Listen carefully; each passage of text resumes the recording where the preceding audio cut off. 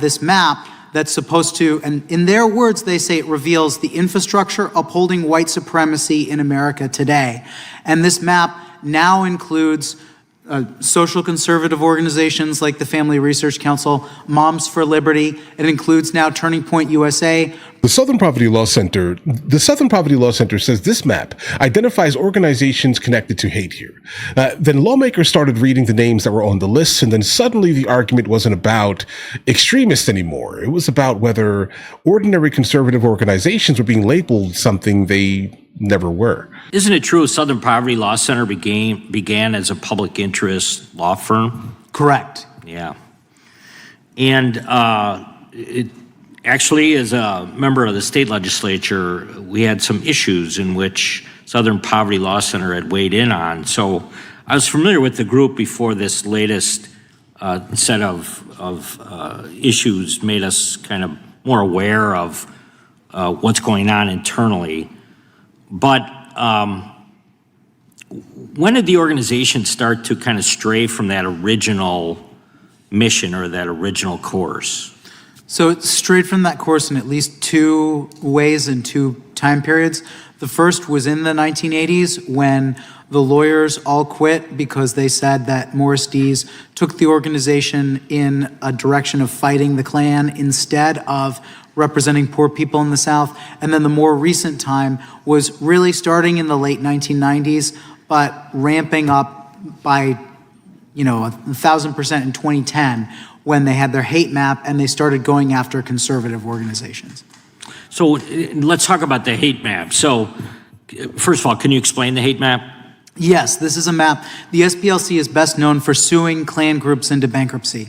And so they had a program called Klan Watch. They expanded it to Hate Watch because they ran out of Grand Dragons to slay. And not to say that white supremacy doesn't exist anymore in America. There are some isolated groups, but by and large, not enough to justify the sort of money that the SPLC gets. It's spending. And right. They have this map that's supposed to, and in their words, they say it reveals the infrastructure upholding white supremacy in America today.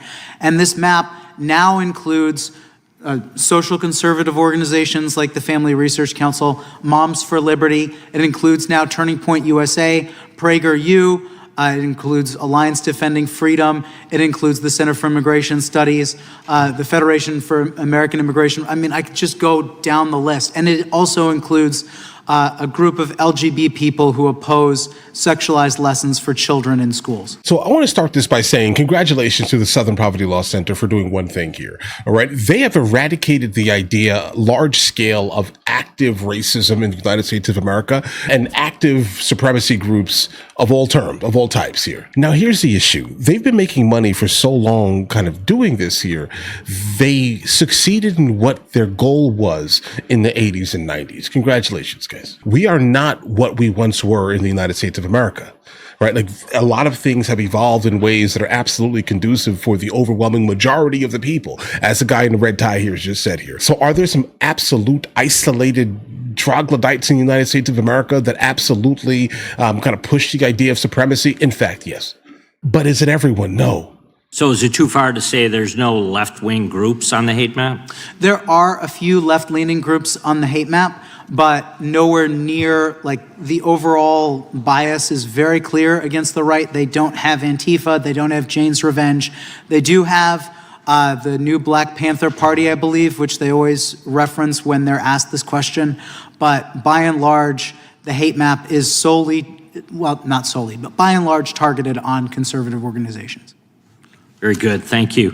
Mr. Perkins, do you think the Southern Poverty Law Center is intentionally trying to draw a distinction between you and these kind of legitimate hate groups? Do you think they're trying to maybe They're trying to conflate them? Yeah. They use those organizations to marginalize and demean legitimate conservative Christian organizations. Do you think they're purposely diverting money from your organization and reducing your operations, or do you think that's a target? That was a part of their broader conspiracy with financial platforms and banks to debank us and other organizations to keep us from being able to get funds from donor-advised funds, yes. So they're trying to bankrupt conservative groups. Can I ask you further, did they have any success in that adventure? Yes, they did. Launched? Okay. The last thing I would say is, you have relationship with, if there is, with corporate donations, is there any linkage between kind of what they were doing to suppress further corporate donations to their organization or to you? Either way. I think most of the work was with corporations that had platforms or financial corporations that, like PayPal, that would facilitate funding to conservative groups.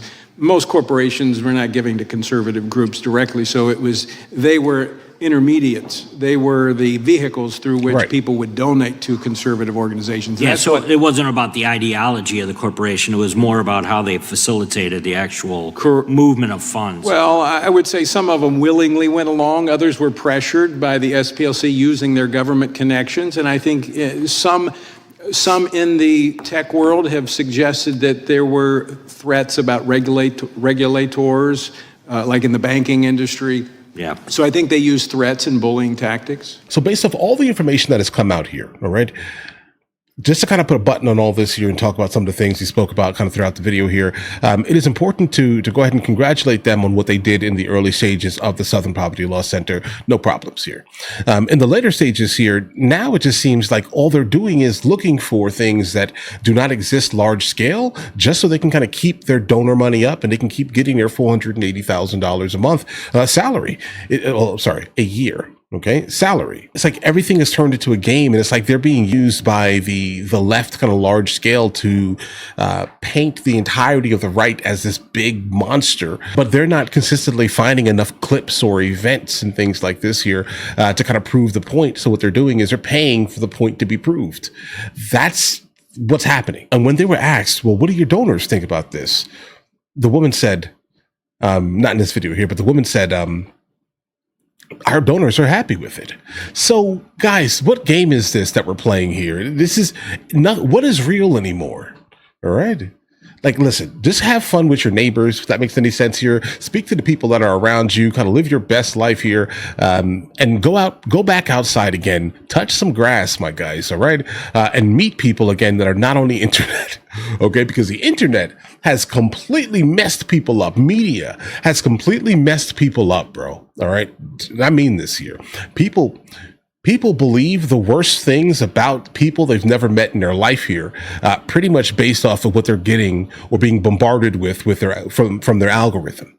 Reality, guys, all right? But listen, you guys all have an absolutely amazing day. Enjoy your day thoroughly. If you guys are new here, please like and subscribe. And in the meantime, guys, I'll go ahead and catch you guys later.